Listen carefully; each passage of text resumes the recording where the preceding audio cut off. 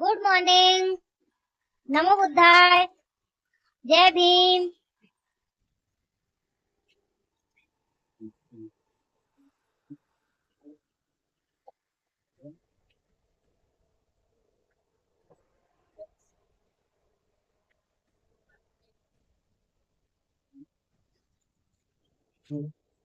बुध, ये मैं क्या सुन रहा हूँ? आप 3 माह पश्चात महापरिनिर्वाण लेंगे। आप हमें छोड़कर कैसे जा सकते हैं? इस अंधकार भरे संसार में केवल आप ही प्रकाश का स्रोत हैं प्रभु। हमें इस अंधकार में फिर छोड़कर ना जाइए। आप इस संसार में ना हों, ये सोचकर ही मन भयभीत हो रहा है प्रभु। अजातशत्रु, मृत्यु का भय केवल उसे ही ना होगा जिसने अपना जीवन बुद्धिमानी से जिया। यह शरीर तो नश्वर,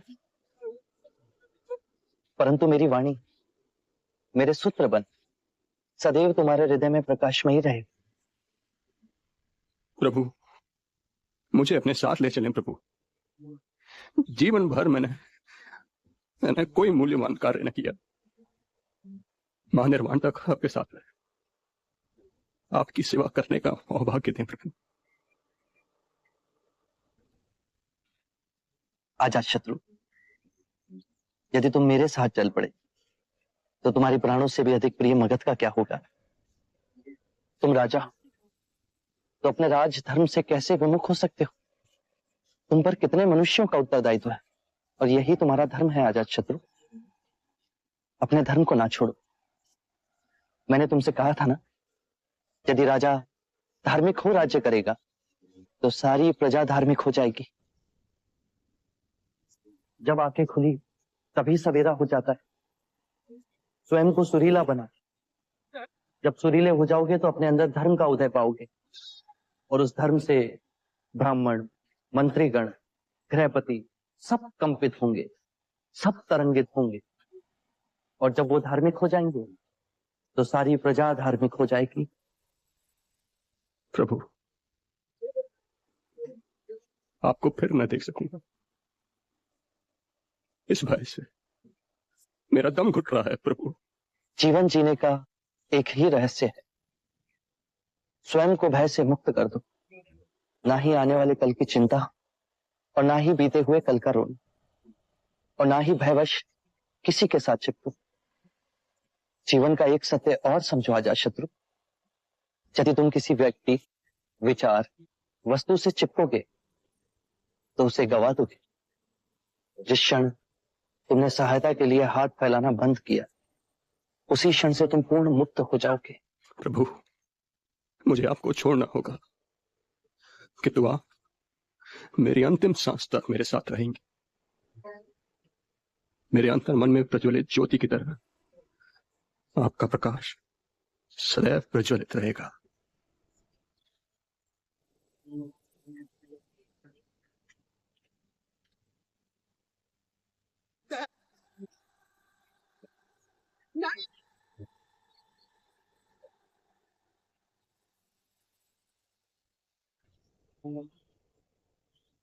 हम जैसे संसारी जीव आपके दर्शन पा कृतार्थ हुए। मेरे जैसे निम्न व्यक्ति का निमंत्रण स्वीकार कर हम सब पे बहुत बड़ी कृपा की। हम तो साधारण मानव हैं। क्या आप हम सबको धर्म के पद पे चलने का उपाय बताकर हम पर कुछ कृपा करेंगे? मेरी पत्नी की भी अभिलाषा है कि आप हमें जीवन जीने की निधि समझाएं। चंड, दाम्पत्य जीवन में सामंजस्य होना अति आवश्यक है। यदि पति और पत्नी के बीच में मधुर संबंध होंगे तो परिवार का सौभाग्य बढ़ेगा और परिवार का सौभाग्य फैलकर संपूर्ण मानव समाज को हर्षित करेगा। पति और पत्नी को सांसारिक रूप से ही नहीं अपितु धन कमाने की भावना और शरीर के बंधनों से ऊपर उठना होगा। पत्नी पति के ही शरीर का एक अंग है। पति को सर्वदा अपनी पत्नी का आदर करना होगा उसे मान देना होगा। पति को भूले से भी किसी के भी सामने अपनी पत्नी का अपमान नहीं करना चाहिए। पतिव्रत का पालन पत्नी करती ही है। पति को भी पति धर्म का पालन करना चाहिए। उसे व्यभिचार से दूर रहना चाहिए। पत्नी की हर इच्छा को अपने हर निर्णय में सम्मिलित करना चाहिए। पत्नी का धर्म है पति से सर्वदा प्रेम करना, पति के परिवार को स्वयं का परिवार बनाना, उसके परिवारजनों के लिए सर्वदा अपने हृदय में प्रेम और सेवा का भाव रखना, अतिथियों का आदर करना। यदि परस्पर विश्वास से जिए तो परम ज्ञान की ओर एक साथ जाओगे।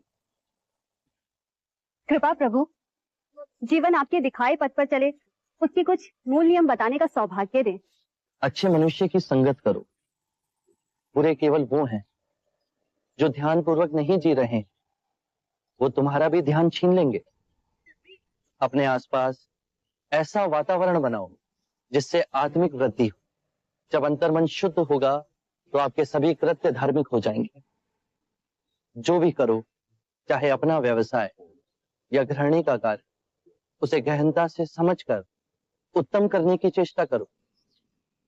खाना भी पकाओ तो कार्य की तरह नहीं, अभूतपूर्ण अवसर की तरह। अपने और अपने पति के माता पिता, अपने बच्चों और आपके जीवन से जो भी जुड़े हैं उनकी देखभाल करो। केवल अपने लिए स्वार्थी हो जीवन ना जियो।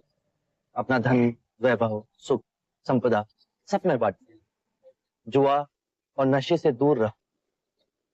अपने अंदर नम्रता, कृतज्ञता और साधारण जीवन के पौधे को सींचो और उपजाओ। जब भी समय मिले भिक्षु से संपर्क कर ध्यान साधना का अभ्यास करो। उससे चिंता और कलेश मिटेंगे और आपके अंदर परम शांति का उदय होगा। स्मरण रहे, हर सवेरे जब आंख खुलती है तो हमारा नया जन्म होता है और इस दिन क्या करना है वो अत्यंत महत्वपूर्ण है। मनुष्य कृतज्ञ भाव से जीना भूल गया है। सांसारिक को यह स्मरण रहे कि उसे क्या क्या संपदा मिली। वृक्ष मिले, पुष्प मिले, वायु मिली, जल मिला है, आकाश मिला है। ये संपदा हमने तो नहीं कमाई। इन सभी के लिए अपने अंतर में धन्यवाद का भाव हो। कृतज्ञ भाव से हर दिवस को जीते हुए सोचो। यदि बहुत कुछ नहीं सीखा तो कुछ तो सीखा। यदि कुछ ना सीखा तो हम अस्वस्थ तो नहीं हुए, और यदि अस्वस्थ हुए तो हमारी मृत्यु तो नहीं हुई। यदि कृतज्ञ भाव से भरकर जिएंगे तो इस सुंदर जीवन के प्रति पुष्प के समान खिल जाओगे। प्रभु, अब आप भोजन के लिए पधारें।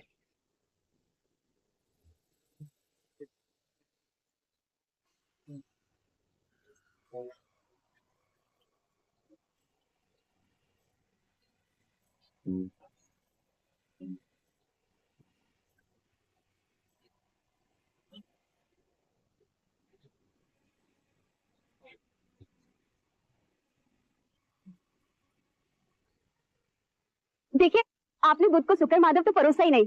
जाइए जाकर परोसाइए। अरे हाँ, ये तो मैं भूल ही गया। जी। मैं अभी परोस के आता हूँ।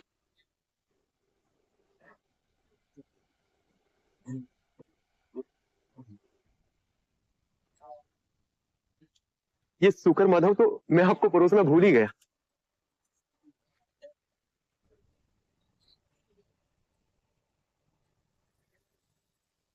ये शुक्र माधव बड़े प्रयास से मैंने चंदन के वृक्ष से तोड़ा है। बड़े प्रेम से मैंने आपके लिए बनवाया है। कृपया इसे ले लीजिए।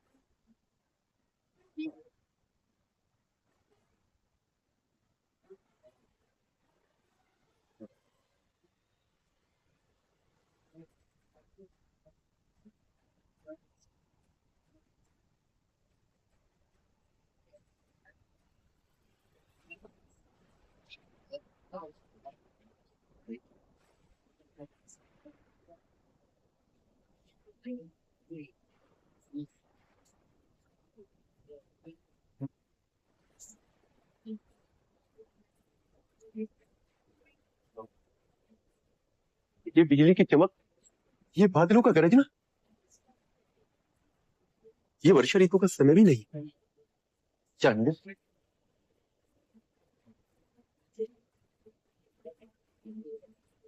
चंद, बचे हुए शुक्र माधव को धरती में गाड़ा हो, भूले से भी किसी को मत खिलाना।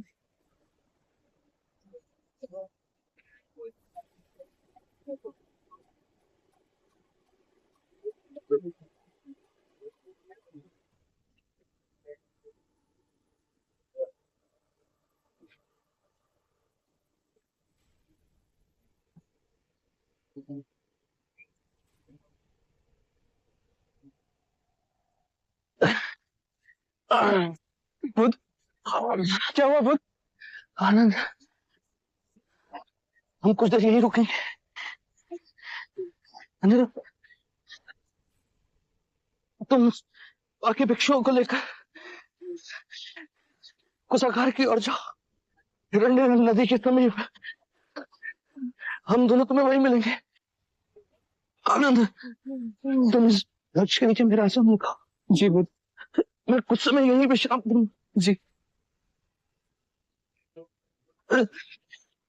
आइए बुध।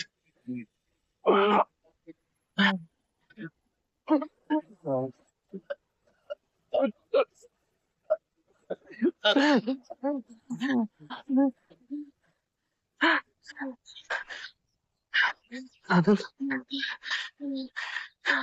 बहुत प्यास लगी, जल्दी जाकर मेरे लिए चल ले आओ।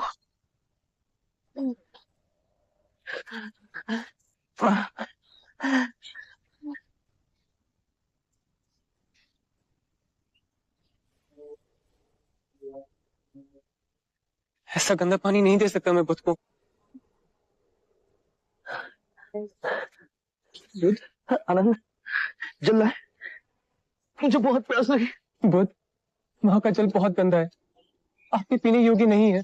कलकत्ता तक रुकिए, वहां का जल मीठा और निर्मल है।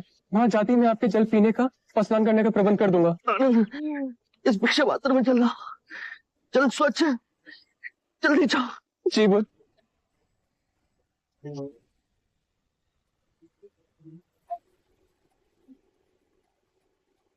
ये कैसे हो गया? भिक्षा पात्र डालते ही पानी शुद्ध हो गया। बुध,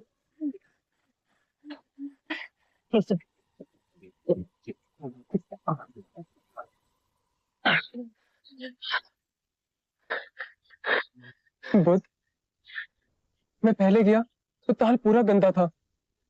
जब आपने दोबारा भेजा तो भिक्षा पात्र डालते ही पानी शुद्ध हो गया। ये अनोखी बात कैसे हुई?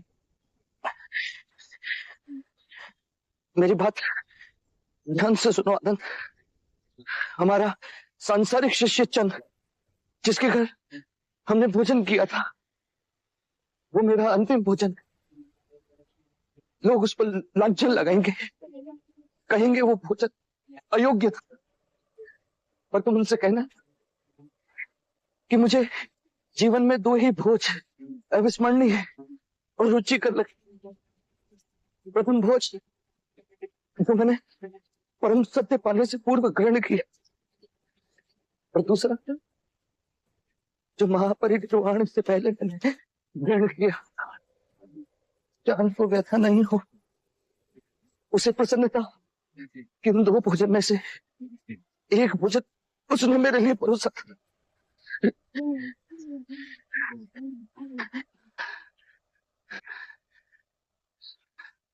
आनंद, हमें हिरण्य नदी के पार जाना है, कुशागार के समीप। वहां साल के वन है, साल के वृक्षों पर बहुत सुंदर पुष्प आते, बिल्कुल ज्वाला के समान। लाल रंग के सुनहरे पुष्प। मल्ला राजद्वार के पास हमें जाना है। जल्दी चलो आनंद। जी बुध, हमें देर हो रही है।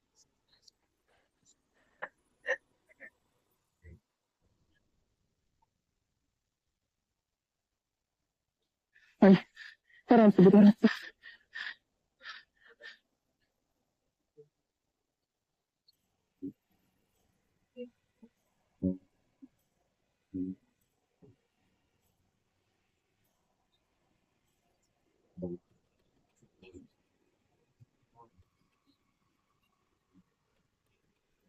आनंद, इन दोनों वृक्षों के नीचे मेरा बिछोना बिछा दो। मैं यही विश्राम करूं। जी बुद्ध। अनिरुद्ध,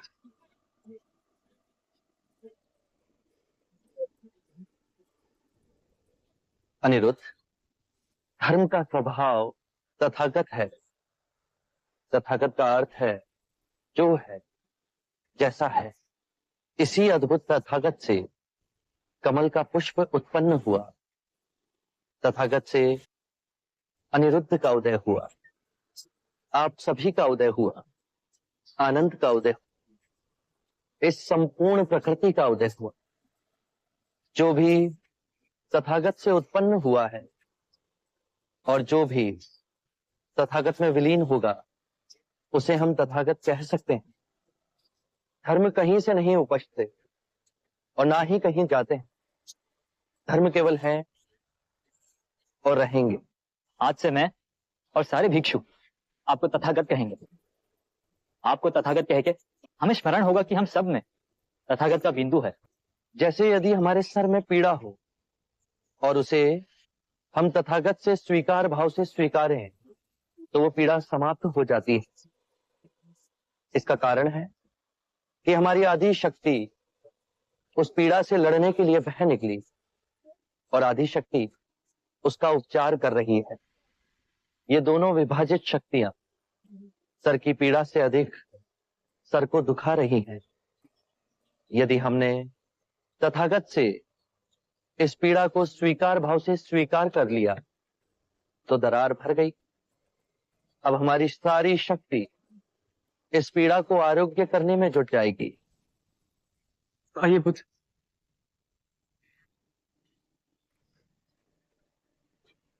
बुद्ध, अपने जीवन में अदृश्य सत्य को भी अपने में यथार्थ कर हम दीन आत्माओं को दिखाया है। आप क्या हुआ भिक्षु अनिरुद्ध? आप तो धैर्यवान, फिर आज रो क्यों गए? प्रिय भिक्षु, मुझे आज आभास हुआ है कि बुद्ध आज रात्रि ही निर्वाण को प्राप्त होंगे।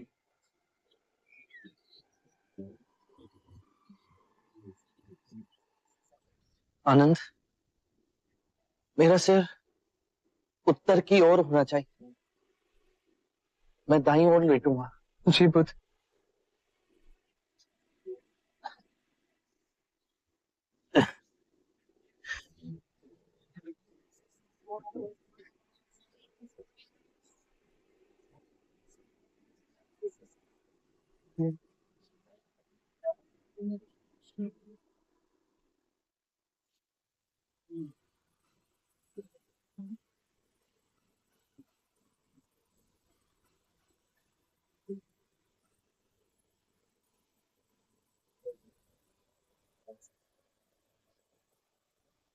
देखो आनंद,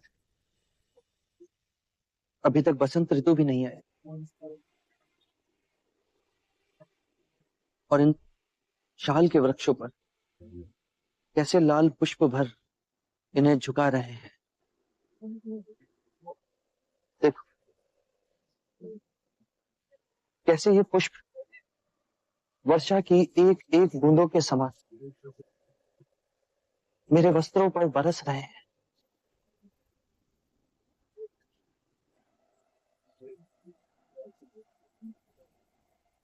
कितना सौंदर्यवान है ये वन। और वहां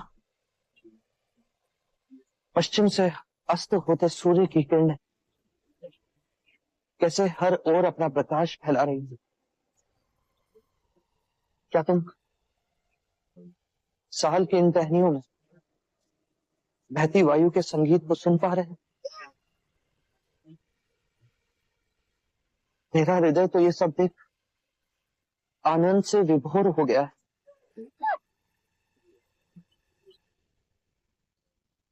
मेरे प्रिय भिक्षु, यदि तुम सच्चे हृदय से मेरे प्रति आदर और आभार व्यक्त करना चाहते हो तो धर्म को ही अपना कर्म बनाओ, हर क्षण को ध्यान में जियो।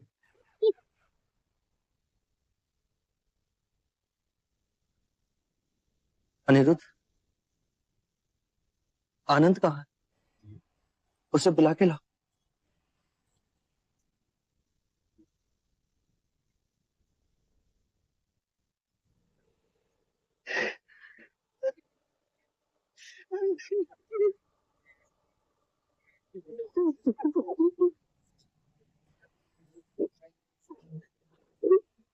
शांत हो जाओ आनंद। तुम्हें यूं रोता देख उधर व्यथित हो जाएंगे। शांत हो जाओ। चल, वो तुम्हें बुला रहे हैं।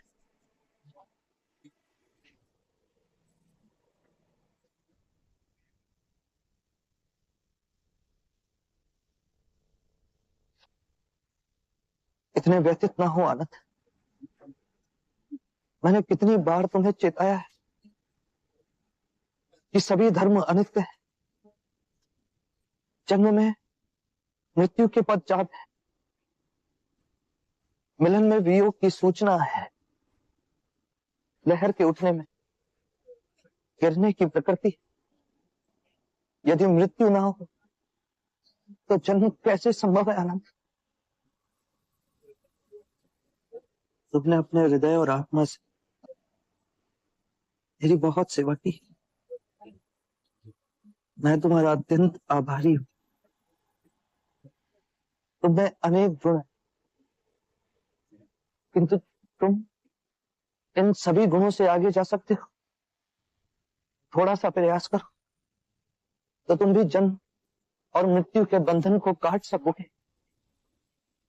तुम आत्म मुक्ति प्राप्त कर सकते हो, प्रत्येक दुख से उबर सकते हो। और मैं जानता हूं कि तुम ये सब कर सकते हो, और मुझे तुम्हारी इस चेष्टा से प्रसन्नता मिली।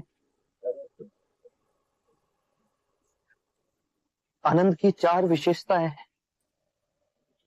वो नम्र वाणी बोलता है, उसे जो मिलता है वो उसमें प्रसन्न होता है। आनंद सबके लिए समान भाव से दयालु है, और आनंद का चुप रहना किसी को अच्छा नहीं लगता,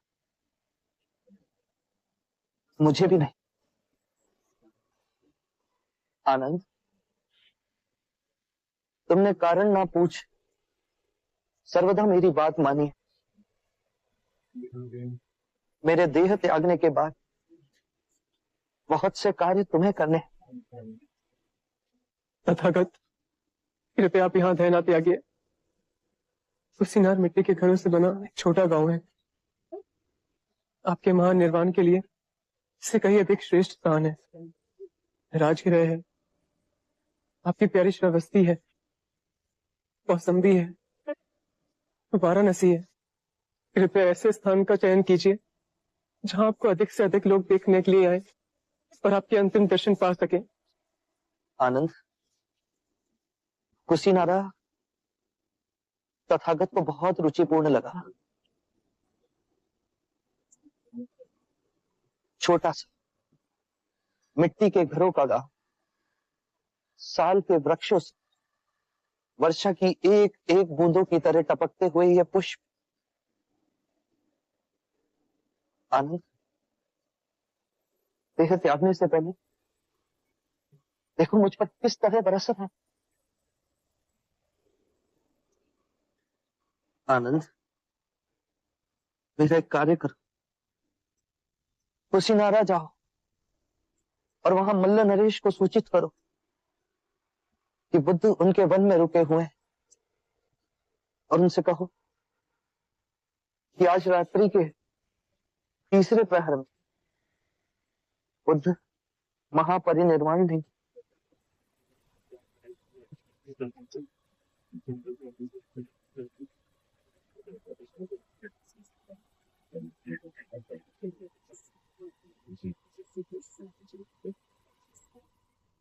आज रात्रि के तीसरे पहर अब मां परिनिर्वाण लेंगे? हाँ आनंद,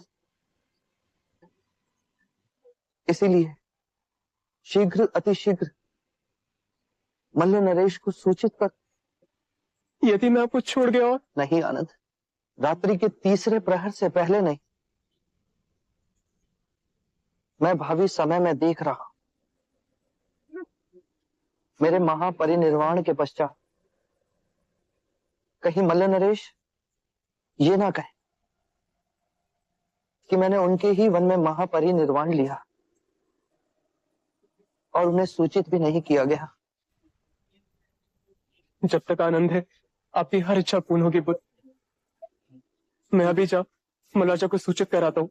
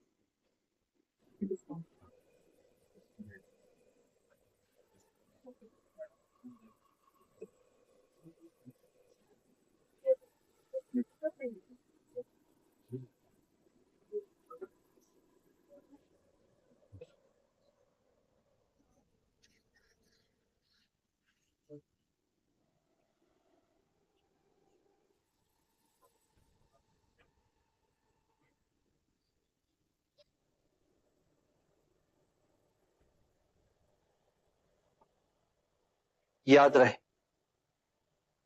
मेरा मार्ग संसार से विमुख होने का मार्ग नहीं। मुझे उस प्रारब्ध पर विश्वास नहीं जो मनुष्य के अच्छे और बुरे कर्म से अछूता है। मुझे उस प्रारब्ध पर विश्वास है जो मनुष्य तब तक नहीं बना सकता जब तक वो स्वयं कर्म ना करे।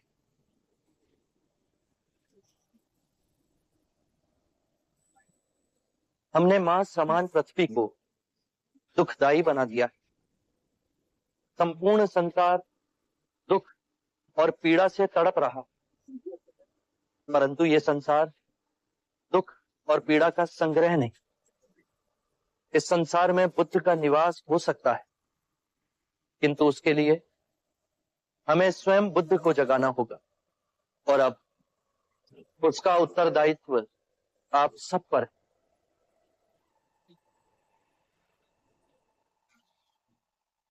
अज्ञान ही दुख, भ्रम, चिंता को जन्म देता है।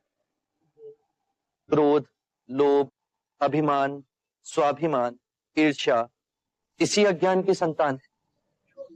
माया का खेल विपरीत का है, दो रूपों का है, परंतु जीवन और मरण दो नहीं, एक ही है। हमें इस भ्रम को दूर करना है। यदि एक बार यह भ्रम दूर हो गया तो हम अपना संपूर्ण जीवन कारावास में नहीं, स्वतंत्रता में जी सकते हैं। शील, समाधि, प्रज्ञा और आर्य अष्टांग मार्ग से इस भ्रम को दूर किया जा सकता है। एक बार पुनः दोहराता हूं, सम्यक ज्ञान, सम्यक विचार, सम्यक वाणी, सम्यक कर्म, सम्यक आजीविका, सम्यक प्रयास, सम्यक चेतना और सम्यक एकाग्रता।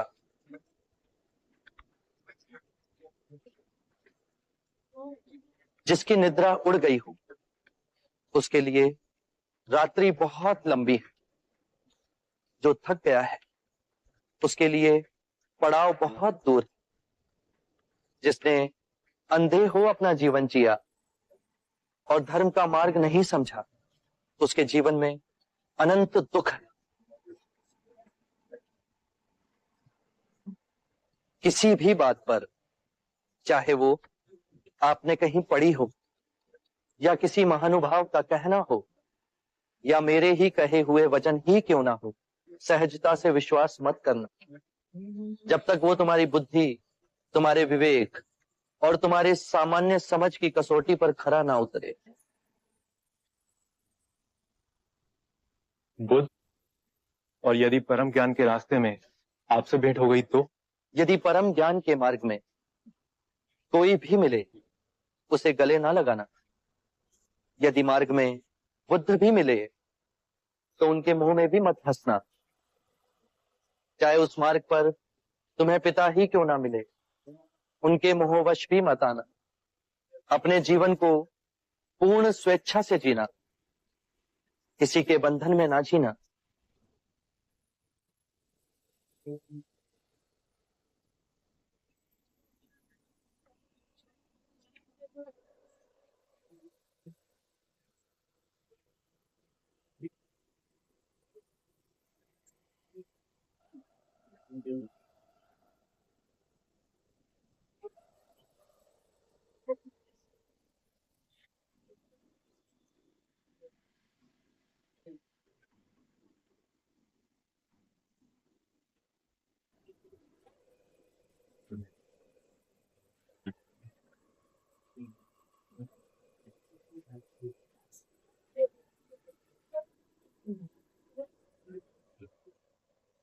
मानव के आध्यात्मिक इतिहास में बुद्धा के समान विशाल, निर्भय और निस्वार्थ गुरु इस सृष्टि पर अब दोबारा नहीं आएंगे। जो करुणामयी हमारे ध्यान में आकर के हमें परम ज्ञान सूत्र समझा गए। जो प्रेमवश हमें अष्टांगिक मार्ग का संदेश सुनाकर चले गए। जो काल का चक्र चीर आने वाली शुभ मानवता को भी धर्म के पथ पर चलने की दिशा दिखा गए। बुद्धं शरणं गच्छामि।